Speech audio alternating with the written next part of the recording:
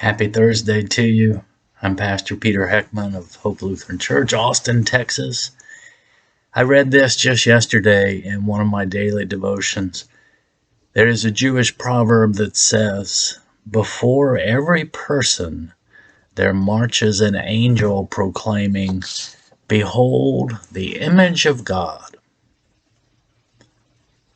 Do you believe that? Will you believe it? Can you agree with God's own estimation of your value and worth?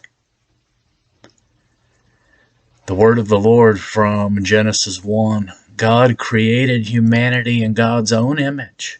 In the divine image, God created them. Male and female, God created them. Yes, that was before the fall, while everything was still good and perfect in total accordance with God's will.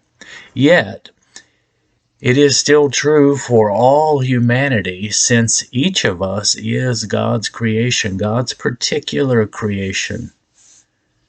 You are God's creation.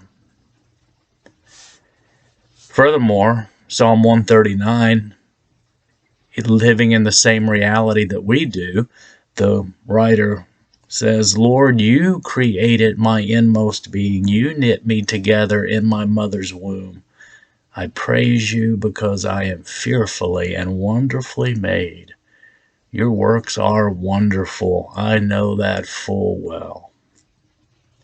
That's a universal application, what every individual should be able to say about themselves. I am fearfully and wonderfully made because God made me. Yet even better, it gets fulfilled and consummated, taken to its rightful conclusion in Jesus' saving work of redemption. The word of the Lord, Colossians 1.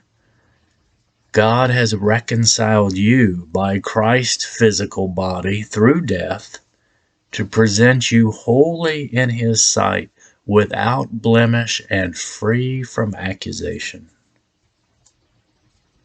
That is terrific news and the actual truth. Jesus was humble and modest, the furthest thing from a boastful braggart. Yet he was never self-destructive. He did not deny his true identity. He did not deny the high regard of his Father.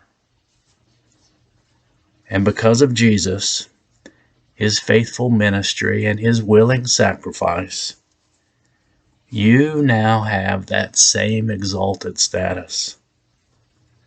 Child of God, dearly loved, forever accepted and affirmed in the divine presence.